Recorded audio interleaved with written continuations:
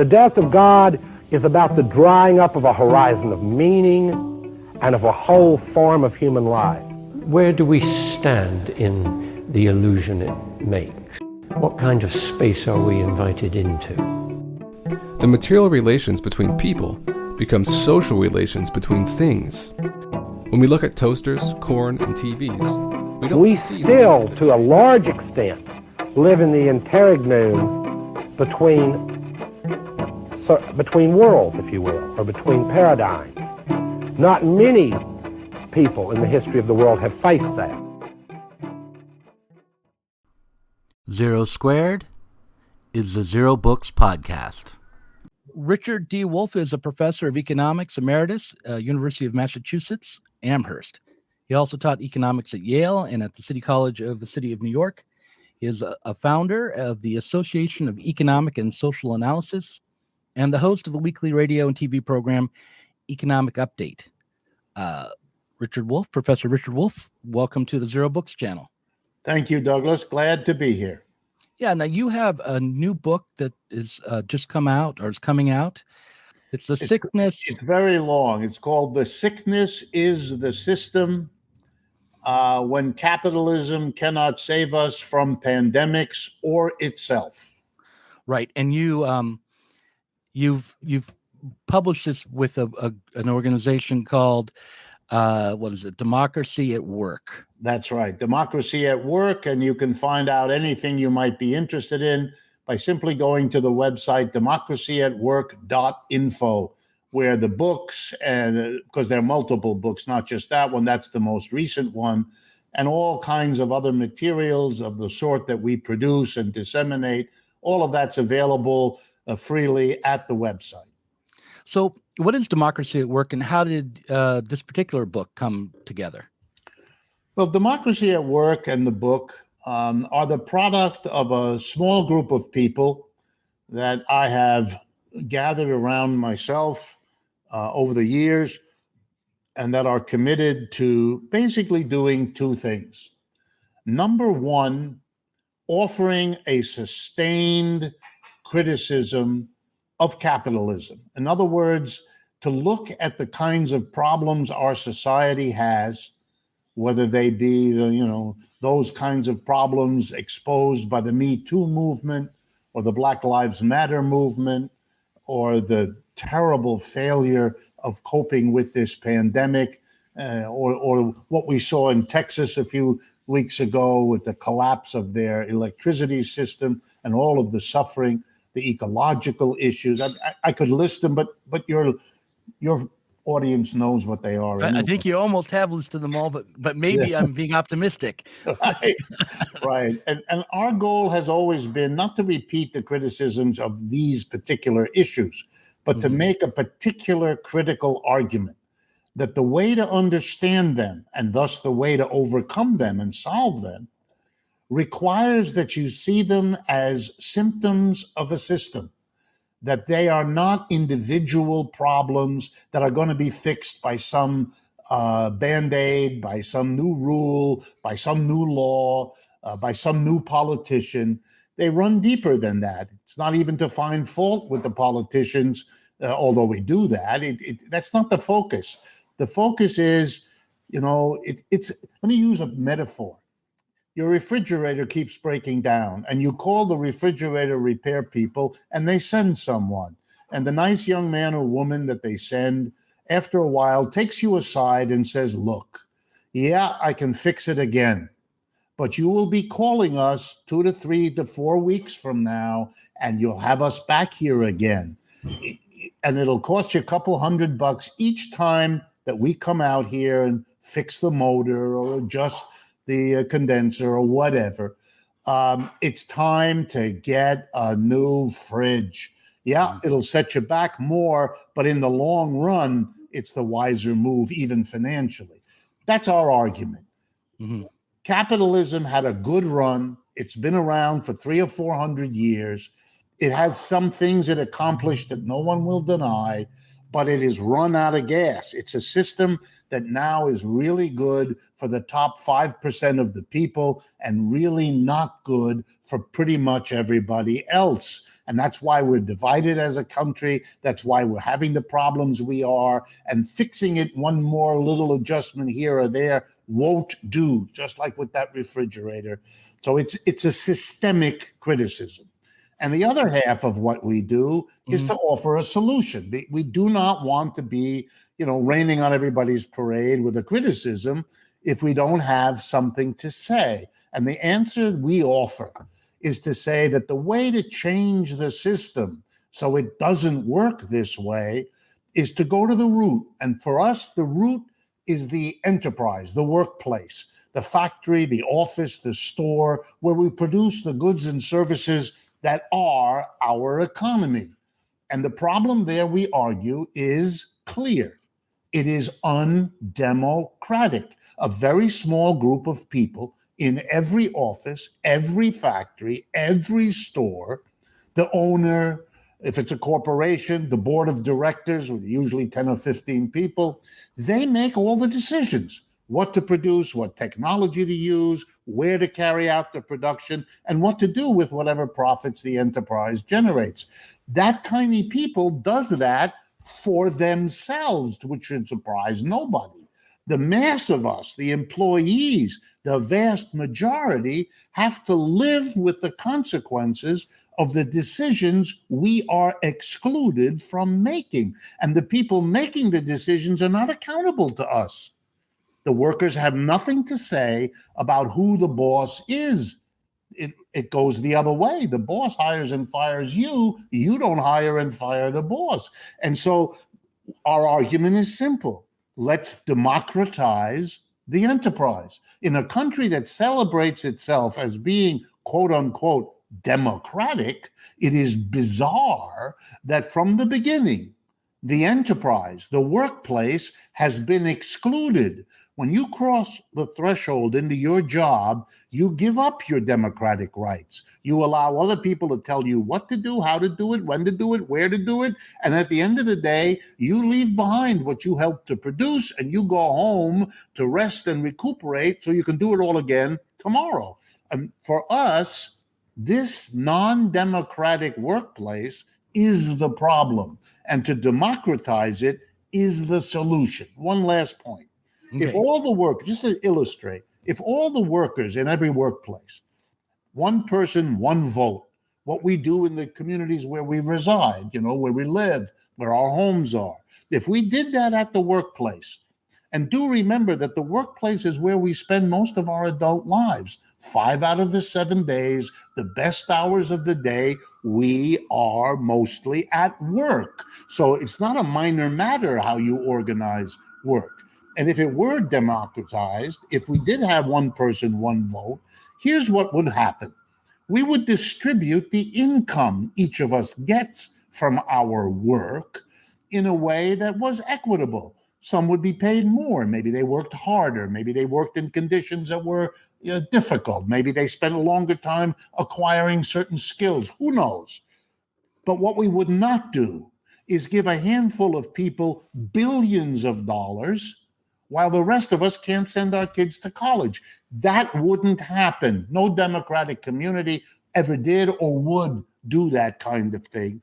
And so I think problems like, for example, the inequality that this country suffers from, that the vast majority of Americans say is a problem that they would like to be solved. Well, we haven't solved it, but the democratization of the enterprise could do that. Well, what I hope to talk about for the remainder of our time together here is just exactly how that refrigerator works and why it breaks down so often. Okay. I'm hoping we can break this into 2 conversations, one about your book that's coming out now, and one about some of the writings that you've done in the past with Stephen Resnick. And particularly there was an essay between state and private capitalism that I wanted to touch upon. Good. But before we get to that stuff, which will be something I put out for people who pay to get the second, the rarefied stuff for the patrons, it'll be in the Parrot room. I want to ask you about your career actually, and how you came to be as famous as you are. It seems to me that you've been in the Marxist left. You've been teaching economics certainly since the early 70s. You've probably been part of the Marxist left even a little longer than that. But it wasn't until after you retired or after the economic crisis that you became widely known, at least as far as I was concerned. You became much more famous and much more called upon to speak after the economic crash of 2007. And I was just wondering, like, what you think of what's happened over the last 14 years, and since you've become more of a public, widely known figure. Sure, I'd be glad to talk about that. A little of the background. I'm the child of immigrants. That is, I was born in Youngstown, Ohio, so I'm as American as that makes me. Mhm. I've lived all my life and worked all my life here in the United States, and I'm glad that I have. My mother was German, and my father was French, and I grew up speaking both French and German, which I still do. I learned English when my parents deposited me in the kindergarten, and I suddenly had to speak the language that everybody else had to speak. And when you're 5 years old, apparently your brain is such that you pick up languages very quickly and very easily. And I've done all my adult work in English. One of the consequences of being the child of immigrants is that, especially if the parents were immigrants out of necessity, not so much out of choice. My parents were running away from the Second World War to survive. And so they had to kind of start all over here in the United States. And they wanted to achieve the success that life had denied them because they had to move their culture, their home, their family through their children, in this case, me and my sister. And the result is you are driven in a way that is a mixed blessing, to be as honest as the moment requires. But one of the consequences was that I had to please my parents to be good in school. And that way to somehow be successful, because that's what they wanted me to be.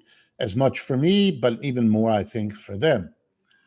Anyway, long story short, I'm the product of the elite schools of the United States. I went to Harvard as an undergraduate. Then I went to Stanford to get my master's degree. And I finished up at Yale University. So I spent 10 years of my life at Harvard, Stanford, and Yale, arguably among the best universities the country has. And here's what I learned at that tender age, that 19 out of the 20 semesters, 2 semesters a year for 10 years, 19 out of those 20 semesters spent in those 3 institutions, I was taught that the economic system we lived in, capitalism, here in the United States, was absolutely the best thing since sliced bread. It was the greatest economic system imaginable. It was the highest achievement of the human race. We should all be grateful and thankful that we were so lucky as to live in the country that best exemplified just how far capitalism can go. And while some of that was persuasive to me, I had a kind of a general notion that I wasn't getting quite the whole story. I had the idea that there were no doubt critics of capitalism. And I got that idea partly from my parents, partly from the people that they brought to the house that I encountered, some of whom were critics of capitalism, either in Europe or here. And I knew enough to know that there was a tradition of critical thinking, and it bothered me that I never heard about it at Harvard, Stanford, or Yale, except for one semester, a professor at Stanford in California, who did expose us to Marxism. And Marxism, he explained in class, was the most developed critique of capitalism that he knew of. And so he wanted us to read the best there was to see whether we found anything in there interesting or insightful or useful. And again, to make a long story short, I did. And as I found useful things in reading Marx, so my upset about having been denied that at Harvard, and my upset at then being denied it later at Yale, deepened. So by the time I graduated, had my PhD in economics from Yale, I already knew that I was going to be a critic of the system in a way that my teachers had not understood or allowed for. Certainly none of them really knew much about it. And many of my teachers were very good teachers and were good economists. But when it came to criticism, they were, to be as nice as I can, out to lunch. They weren't there. They hadn't been there when the handouts were given to learn about it. What kind of economic theories were you mostly learning at that time? Was it Keynesian? Keynesian economics, because when I was a graduate student, the United States was still living in the wake of the Great Depression. You have to remember that from 1929 to 1941, American capitalism collapsed. There's no other way to put it. It was called the Great Crash for a reason, because it was a great crash. 1933, for example, the peak, unemployment officially in the United States, 25%. 1 out of every 4 members of the working population of this country was without work. That means that every single family in America either had mama or papa or Uncle Harry or Aunt Louise or Cousin Jim out of work.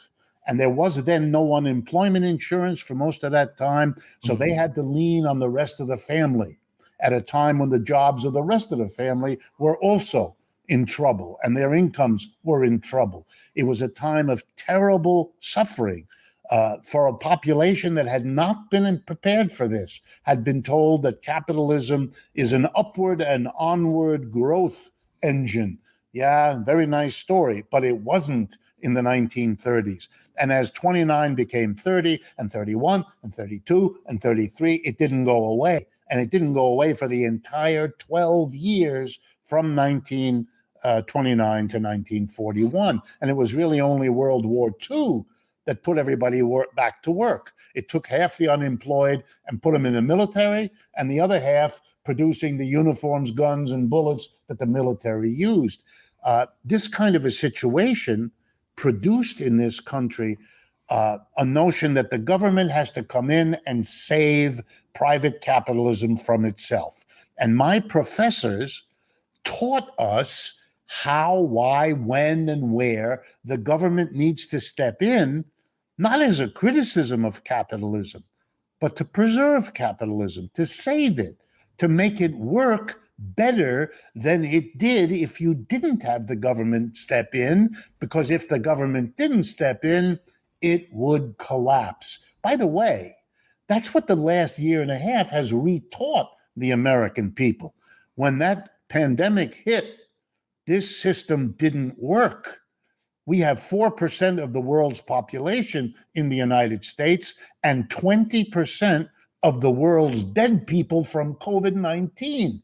For a rich country, for a country with a well-developed medical system, there's no excuse and there's no easy explanation except that a system isn't working. So I became a critic. Yeah, I want to talk to you about COVID and the current economic crisis, but I do want you to finish your story, and I'm interested to see how it leads up to 2008 or 2009. Okay, fair enough. Yeah. If I hadn't gone to those fancy universities, you probably wouldn't be talking to me today. I don't want to put myself down, but I'm not any more smarter and brighter than the next person. And I really mean that. But once you go to those kinds of fancy universities, this is a country very hung up on pedigree, very hung up on prestige, on ranking. And with my kinds of pedigrees, all kinds of universities were willing to hire me despite the fact that I was critical, despite the fact that if you ask me whether I learned something from Marxism and socialism, I would look you right in the eye and say, yes, I learned a lot, and I'm not going to deny it or fake it or pretend that I didn't. Yes, it will hurt my career a little bit, but I don't have to be dishonest, and I don't want to be. Were you a part of the student movements that were going on in the 60s? Absolutely.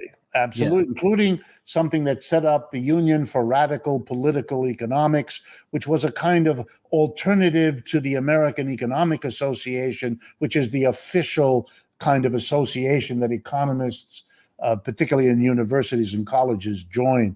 We set up something called URPE, U-R-P-E, Union of Radical Political Economists, as our kind of protest. We wanted something that was more open to criticism than the American Economic Association, which was closed to it then, as it is closed to it right now. Not to date you, but when were you getting your PhD? Was it in the early and mid 60s, or was it the late 60s? The late. I got my PhD at Yale, 1969. Okay, so you were there right at the peak, or right after the peak of the anti-war movement. That's right. That's right.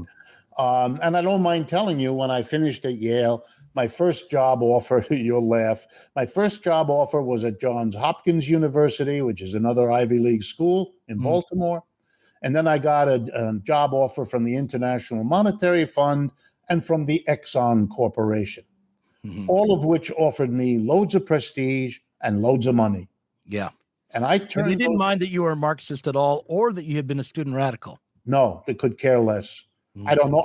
To tell you the truth, I'm not sure they even knew, but they probably did. But yeah, it didn't bother them at all. They knew what they wanted me to do. They had a long history of hiring people out of these institutions like me. If anything, I had more pedigree than most of those they had hired before, because I didn't go to either Harvard or Yale. I actually had degrees from both of them, blah, blah, blah. I turned those jobs down, and I took as a job a professor at the City College of the City University of New York, a job with much less money and much less prestige.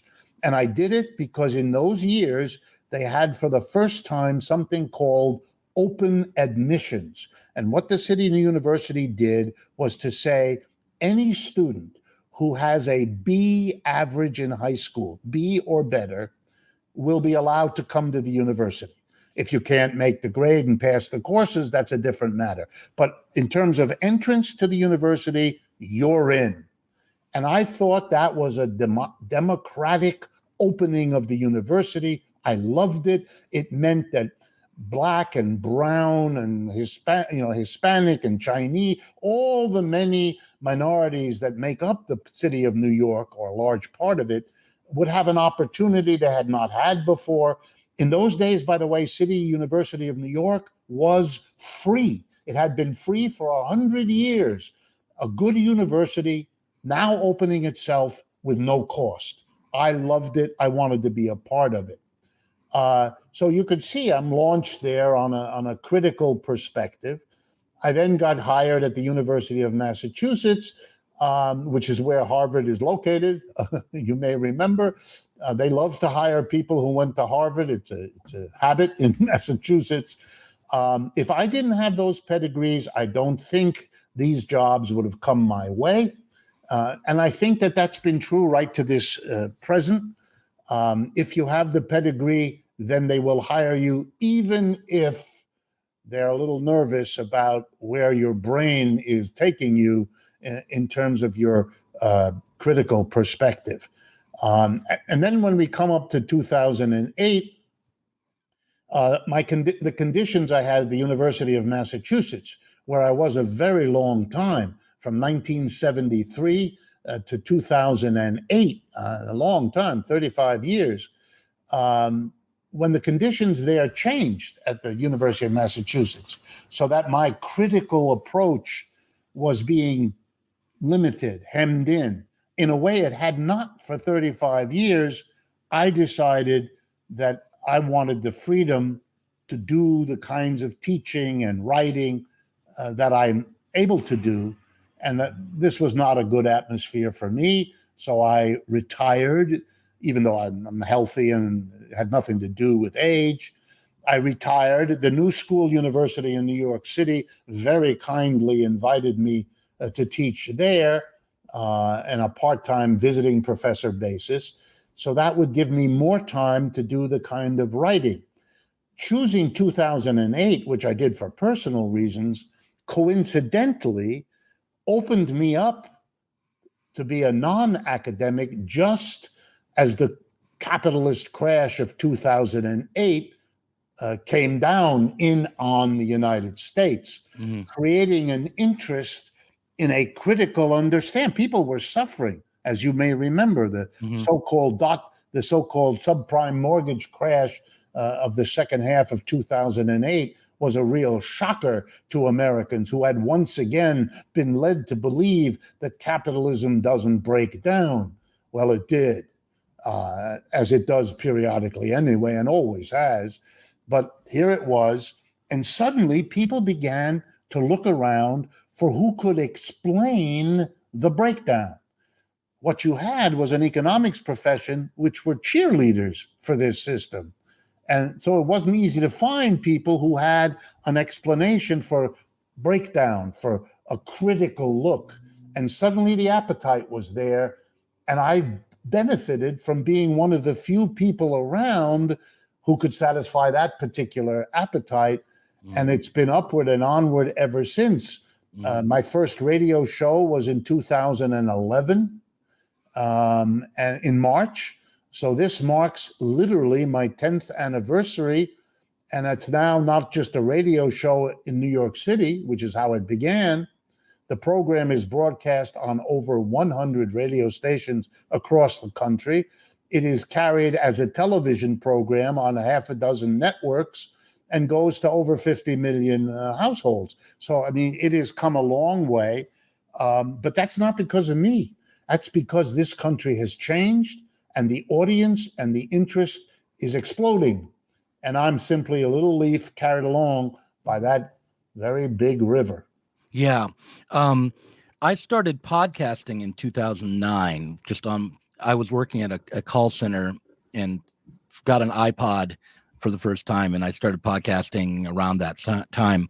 And it was because of the economic crisis that I did that. I had a book deal from my first novel at the same time. And I was worried that all of New York was going to fall into the crapper and that everything was going to go away.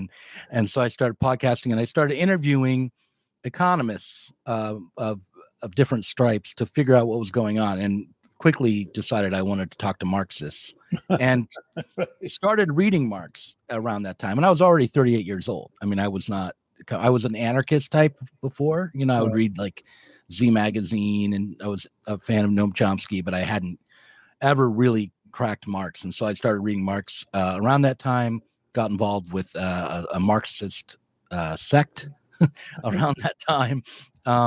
And then ended up here at Zero Books as the publishing manager in 2014. So I can say that, and I've also seen over that period of time a huge explosion in the amount of far left and Marxist content that's been produced online. Right. But it's really been since 2016 that there's been a real explosion of interest in the far left online, and a lot of content being created and people making real careers out of doing that kind of work. Do you think that we can look back over the last 14 years and really see a lot of progress on the left, or do you feel defeated? Because I kind of mostly feel defeated after Sanders, and I'm wondering, am I just perverse or am I missing the big picture here? So what do you think? Let me answer it this way. I am, I've taught Marxian economics all my adult life. And it's because I love the subject and I want people to have the exposure to it. But I'm also a student of the philosopher who taught Marx. There's really no way to get around that, because if you really throw yourself into it, you learn that every great writer that you might encounter is himself or herself the product of umpteen other writers and influences. So in a way, you're entering a community. And one of the greatest teachers Marx ever had was Hegel, the German philosopher Hegel. And one of the great contributions of Hegel is called the dialectic, the understanding that everything is complicated in a particular way. He called it the unity of opposites. In simple English, every good thing has a bad thing attached to it. Every good thing has a bad aspect, and vice versa. Every bad event has the silver lining, the good side. And that if you want to understand things, you know that, and so you look to see. You're not blinded by thinking it's only one or the other. So to answer your question, I am thrilled by some of the enormous achievements that the left has made in the United States over the last few years that you specified. I'm also frustrated and upset at the fact that they haven't made in other areas anything like that kind of progress. So let me explain. When it comes to re-entering into a dialogue with the criticism of capitalism built up over the last 150 years in the Marxian intellectual and political traditions, which is the richest tradition. Let's remember, Marx dies in 1883. So we're literally 140 years since the death of this fellow. He wrote a bunch of stuff. That stuff has spread into every country on the face of this planet in the last 140 years. That's stunning. In every country, people read this stuff and said, oh boy, does this speak to our situation? So they translated it and they discussed it. So in every country, there are Marxist professors, Marxist labor union, Marxist political parties, Marxist study groups, Marxist literature emerging, Marxist internet. I mean, it's amazing that you'd have to look at Islam or Christianity or other great intellectual movements to see anything comparable to the global dispersion in record time of this set of ideas. The notion that this isn't something core to our period of human history strikes me as silly. Of course it is. And it's therefore something that you need to engage. It's the richest tradition of criticism, not just theoretical intellectual criticism, but it's a compendium of what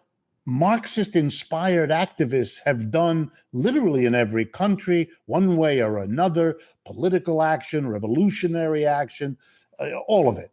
So I am thrilled that Americans have crawled out from the cave they were living in intellectually.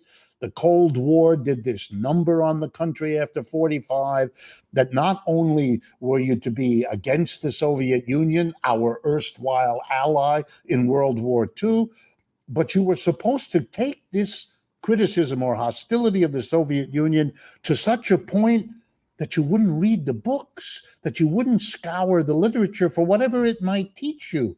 That's not smart. That's stupid. That's childish. It's infantile. The fact that my professors at Harvard and Yale could not answer my questions that were Marxist questions is a testimony. These are smart young men and women, my teachers, in many cases. This is not a failure of their capability or anything like that. It was taboo. It was fear that kept them from knowing this material. Fear. I could see it in their faces when I would ask a question. Their eyes were saying to me, please move on to something else. I don't want to be talking about this in class. It'll get back to some senior professor and my career here will be over, et cetera, et cetera, et cetera. So I think it's wonderful that there's all this thing. You know, I wrote a book with my colleague, Steve Resnick, whose name you mentioned before. Before he died, one of the last books we wrote, published by MIT Press, you know, a very prestigious place for economists. Many people think it was and remains the number one economics department in the United States, or even the world, perhaps. They published a book Steve and I wrote called Contending Economic Theories. It's a comparative study of neoclassical, Keynesian, and Marxian economics. That book is used as a teaching device around the United States. That's an amazing thing. That couldn't have happened before. that MIT would publish such a book, that professors around the country would think that it's useful to have their students read such a book, et cetera, et cetera. These are things that I'm proud of and that I think are wonderful. And all the content you speak about, I agree with that over and over again. Here's what disappoints me. The left is terribly disorganized here in the United States. It does not understand the need to be organized, to have groups that work with each other, individuals that, yes, give away a little bit of their personal freedom to have the greater social impact that numbers give you. What every other organization, whether it be a church or an army or a corporation, what they all understand is the advantages you get from working together, even though that means you have to be co-respective, you have to follow rules, you have to defer to some people sometimes if they're going to be deferring to you at other moments. This notion of organization has been beaten out of the left in this country, probably by the whole Cold War experience.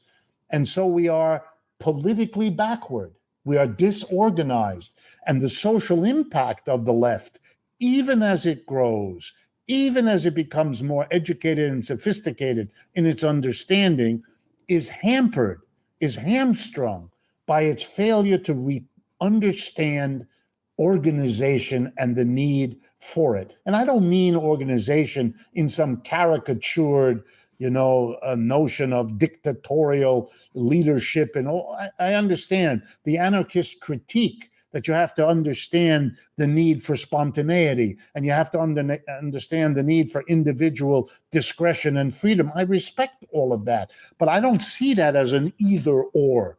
I think the trick is, how do you get the benefits of organization without paying the cost of where organization can, if you're not sensitive, lead? And that lesson, I think the left just has not yet learned. Well, in our second conversation, which is coming up pretty soon in the Parrot Room, we'll talk a little bit about particularly, I guess, the Bolsheviks and state capitalism. I'm interested to talk to you about that. But I want to get a couple of things that are really current on the table before we wrap up the first section here. And this is the main thing. You in your book, you claim that the current economic crisis is not first and foremost about COVID. So I'm wondering why you say that. I mean, I know in broad terms why you would say that, but I'm wondering if you can give me some particular indicators that a crisis was coming that happened, that you saw before the Right. COVID outbreak. And then the other thing I'm wondering is if you think that when COVID is conquered, which I think will be coming up this year. I mean, I think by June or July, we're going to really see the dissipation of the virus. Do you expect that there will be a boom? And if so, why? And if not, why not? Good. All right, very quickly about the why I don't want to call it a COVID crisis, even though other people do. There's a long run and a short run reason. Here's the long run. Capitalism replaces feudalism, at least in Europe, usually dated around the 17th century, 17th and 18th century. It starts in England, it moves from England to Western Europe, North America, Japan, and eventually becomes the global system we know it to be today. During that time, 300 plus years, in every place where capitalism settled, it has a periodic crisis. It's called crisis, or boom bust, or recession, or depression, or crash. I could go on. We have many words for it because it is so repetitive, so regular, so much an intrinsic part of capitalism. Mm-hmm. The Bureau of National Economic Research in this country has done the dating, follows and asks the question, how often? And the answer is, on average, every 4 to 7 years, everywhere. That's an average. So sometimes it happens in less than 4 years. Sometimes it takes 10 or 20 years even you can have. But the periodicity is ensconced even in the textbooks where it is given the more neutral name business cycle. Well, whatever you call it, it is a breakdown. Every few years, suddenly large numbers of people are thrown out of work. Large numbers of businesses go belly up, bankrupt. Other businesses cut back on production. Cities and towns in the United States suddenly discover that their tax revenue is going into the toilet because all those people unemployed don't pay taxes. All those businesses belly up, don't pay taxes. And so suddenly the cities and towns and the federal government too cannot provide public services, which is very strange because it's in an economic downturn that people need more in the way of public services. But in our screwy system, when they need it more is just when the governments can't produce it, leading them then to borrow money because they don't have the taxes to sustain public services. That then runs them into government debts, which cost interest payments, which then come out of the children, blah, blah, blah. This reality is part of capitalism. Now, let's do the math. In this new century, the 21st century, we are 20 years in. Okay, we've had 3 crises: dot-com crisis in 2000, subprime, so-called, in 2008, COVID in 2020. 3 crises, 20 years, bingo, right on schedule. And each one seems to be getting worse. Am I wrong on that? In the last 3 years, no question. I mean, if you go back further, it's a little bit more uneven. But yes, in this century, each one is much worse than the previous one. So look, everybody in the business community knows this. I could, if I had time, I would show you from the Wall Street Journal or Business Week or any Bloomberg News. I can show you in 2016, 17, 18, 19. They were all written articles all the time. When is the boom going to bust? When is the bubble going to burst? When is the downturn coming?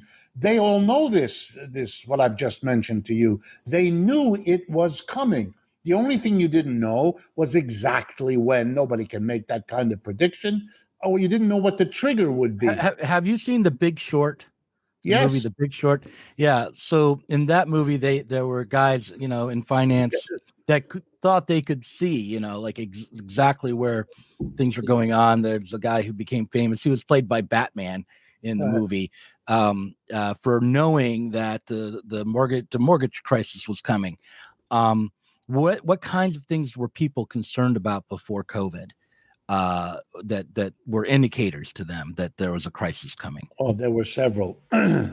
Number one, perhaps, was the absurd, for many people, the absurd so-called quantitative easing programs of the Federal Reserve. What the United States Central Bank, which is what the Federal Reserve is, what the central bank had been doing all the way since 2000, in terror that we would have a major depression, already from the dot-com crash in early 2000, and ever after, for the last 20 years, there's been the anxiety that the American economy is weak and unstable, and that therefore a serious depression threatens us. And one of the reactions, the one that became the dominant policy reaction of both Republicans and Democrats in power, was to use monetary policy, not so much fiscal policy.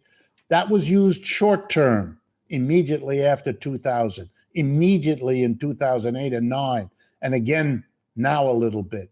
But it was mostly monetary policy that was relied on. A massive increase in the money circulating, printed and produced by the Federal Reserve, which can do so, and an effort coordinated with that to drive down interest rates to near zero, which is what we've had. And the result of that led many people to say, oh my goodness, where is all that money going? Well, it isn't going into producing goods and services because our economy does not have enough people with enough spending power to make that worthwhile. So the money doesn't go where you might have hoped it would go. Where is it going instead? It's going into the stock market, which has experienced crazy upswings, including right now, of the value of stocks, because all of that money being printed by the Federal Reserve is flowing into buying stocks, selling them a few months later, buying some more. And so everybody began to say, or not everybody, but almost, that the place where this economy is going to tank is in this crazed stock market, which is wildly overvalued. The prices of stocks are out of whack with the historical trends that we've seen for 2 centuries, and this is not going to end well. There were loads of stories like that. Here's a second reason, and this scares people, but there's no way out of it. The United States has in it a huge number of mega corporations who started in the 1970s to say to themselves, look, we've accommodated the working class here in the United States for 2 centuries. We have raised their wages. We have made money off of them because we've raised their productivity even more than we've raised their wages, but we now pay very high wages. But in the 1970s, 2 inventions happened. The jet engine, which means we can fly to any corner of the world in a matter of hours, and the internet, which means we can see and supervise production anywhere on the earth as easily as we used to supervise it across the street from our office. Therefore, why the hell are we paying high US wages? We can go to China, desperate for companies to come there, desperate for jobs for the masses of their people, and we can pay a small fraction of what we pay now. And the Chinese are well educated. Their communist society has given them a stability of a workforce that is way better for us than what we can get, for example, in Latin America or Africa. And so we're off to China. Long story short, the United States now has a real competitor. It didn't have a real competitor for most of the post-Second World War period. They all were wiped out in the Second World War. The United States, other than Pearl Harbor, had no Second World War experience on its own soil. So it came out as king of the hill afterwards. So you have the bubble in the stock market. You have the rising power of China, now able to carry out its own high-tech industry. It doesn't need the United States. You can see it with the Huawei Corporation. You can see it across the board. The failure of the trade war, the failure of the tariffs. I mean, how many signs of failure do you need before you begin to understand, we're not prepared for this? And now to watch a country 4 times larger than the United States do an infinitely better job on COVID than we were able to do. I mean, the accumulation of signs, even for Biden and Trump, must be difficult to cope with. And so for me, I see the dot-com situation, the subprime mortgage situation, and now COVID. These were just the triggers. They were the thing that set off. But the important thing is a system that does this all the time. It's not important to fasten on the trigger. That's really childish. If I didn't have the 3 centuries of every 4 to 7 years a crisis, then maybe I could listen to an argument each time it's this particular thing. It's a little bit like, I want to ask you about China. I don't think you are saying this, but I want to clarify that you're not saying this.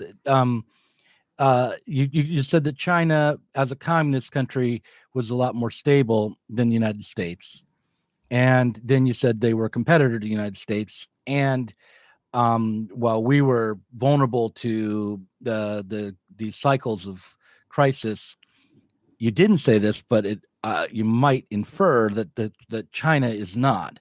Do you think that China is communist, really? And do you think that China is immune to the kind of cycles of crisis that the United States is vulnerable to, and then Europe is vulnerable to, and the rest of the world as capitalists is vulnerable to?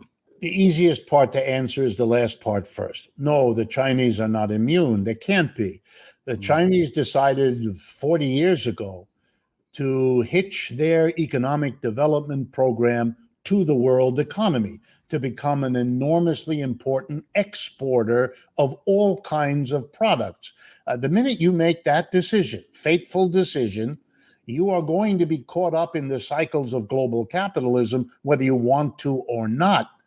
In addition, so that's the first thing. They can't escape. They learned that, by the way. If you look at the statistics in 2008, they went down just like everybody else. If you look at the statistics of 2020, they went down like everybody else. They didn't go down as far, and they came back sooner. That's true, and that's important. But immune? No, they can't be immune. And that's not even going into their internal problems, which are also serious and which can also give them ups and downs. The more crucial question that you ask, and the more difficult one, is what does the word communism mean when it's applied to China? Well, first of all, they do not describe their society as communist. They never have. It's a peculiar Western tendency to do that. The same is true of the Soviet Union. They never described their society as communist. Both countries described their economies as socialist. And for them, that's an important distinction. It ought to be for the rest of the world, but it isn't for some reason that I could speculate on. That's interesting that you would say that, because I wasn't sure, reading your work with Resnick from the 80s, whether you thought the distinction between socialism and communism is significant. Yes. So we'll get to that in a little bit in the parrot room. Let me just finish this particular point. Yeah. Why is it important? For them, communism is a future state. They hope to get there. They perhaps believe they are en route to it, but they're crystal clear that they're not at it yet. They are at an earlier stage. It's post-capitalism. They want us to believe it is an in-between that they call socialism. And by that, they seem to mean a massive role for the government.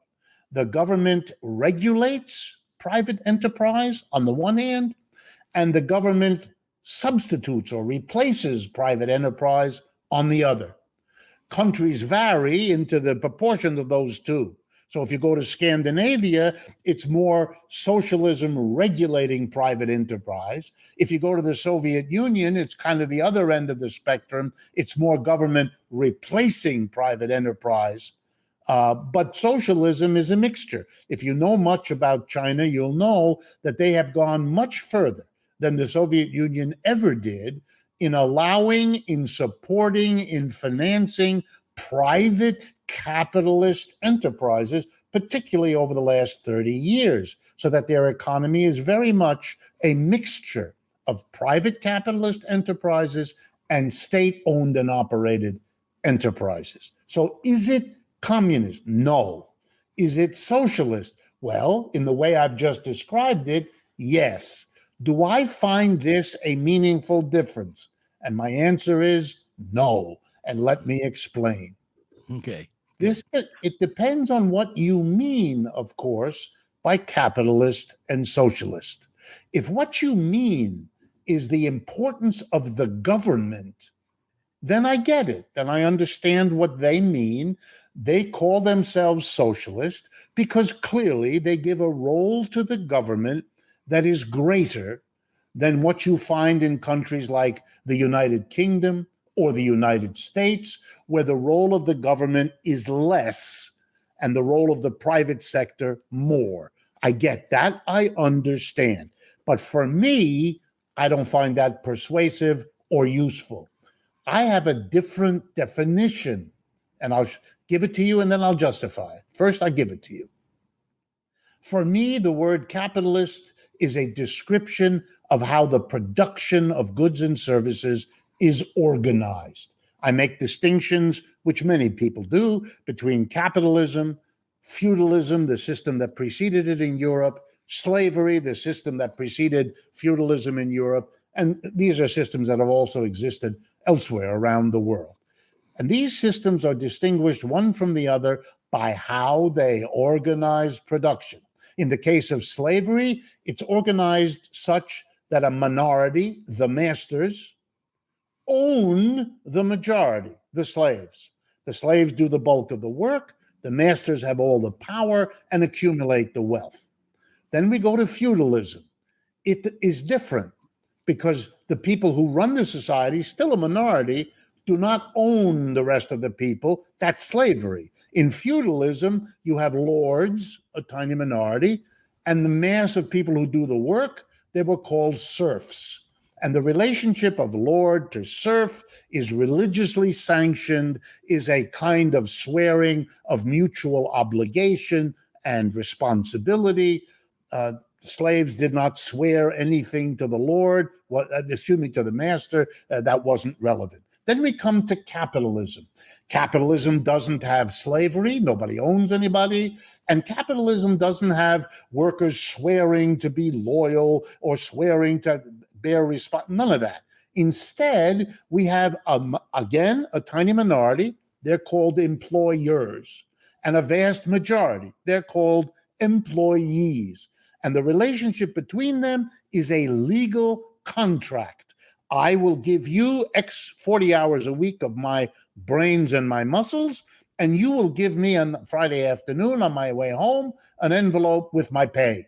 And that's the deal we have, and we work all of that out. For me, that's what's distinctive about capitalism. Therefore, I am going to exaggerate now, Doug, but to make it clear. I don't give a damn whether the employer is a state official or not, because what matters for me is the relationship between the employer and the employee. And now let me rationalize or justify it. If I were to say to you that in let's take American slavery before the Civil War, if I were to say to you, well, there were in Alabama or in Mississippi, there were more private masters and fewer governments who had slaves. But in Georgia and Louisiana, there were more government slaves than there were private slaves. I think your eyes would roll and you would say to me, I don't much care, because for me, the issue is slavery. That's the primary question. Do we keep, do we sustain slavery, or do we turn against it? Whether the slave master is a private citizen or occupies some position in a state bureaucracy is a much secondary matter. And I certainly heard no one ever say to me in all my years of university life that the system had changed, the slave system, because the proportion of private to state had been altered. Nobody says that. And nobody says it for feudalism either. Whether there's a government that has serfs, and that was very common, or it was private people who had serfs, and that was very common. Nobody cares. It's not an important matter. So for me, I don't want to hear that we have a fundamental struggle in the 20th century between the state. I'm not interested in that. That's not my interest is in a system. And here's my radicalism, if you want it in a nutshell. My interest is in a system that breaks with all of these, for me, unjust, undemocratic dichotomies: master-slave, lord-serf, employer-employee. For me, the socialism and the communism or any of these kinds of liberatory alternatives to capitalism, if they're going to mean something to me, they've got to talk to me about a reorganization of the workplace so that we don't have a small group of unaccountable people running the show. That we got rid of kings because we didn't want that in our politics. But you know what? The kings hid and fooled us. They moved inside the workplace and they reestablished their throne right there in the factory, the office, and the store. And we have to do to them there what we did to kings in the largest society, which is to abolish monarchy. But in this case, it means abolish capitalism, replace it with on that scale, using that logic, My answer has to be China has not done that. Both the private enterprises that are a major part of the Chinese economy today and the state enterprises are organized in an employer-employee dichotomy.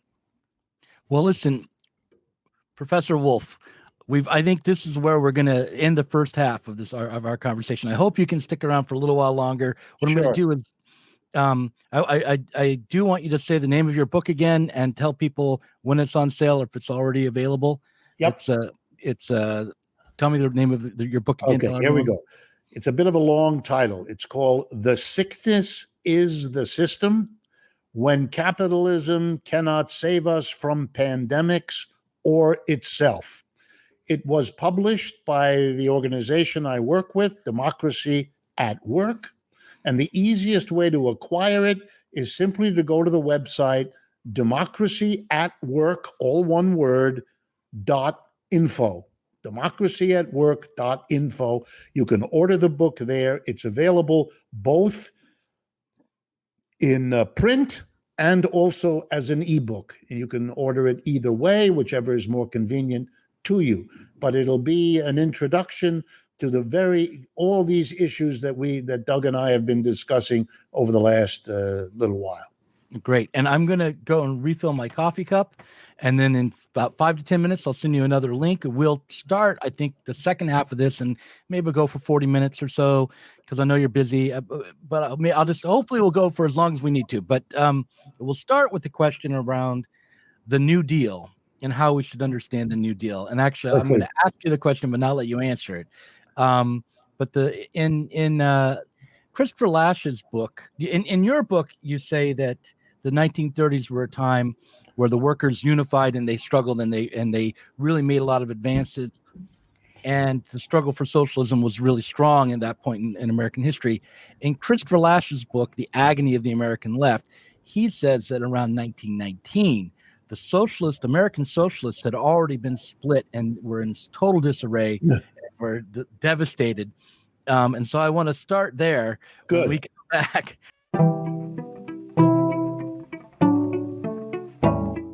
Thanks for watching this Zero Books video. If you enjoyed it, subscribe to this channel and click on the notifications bell so that you'll be alerted whenever we release a new video.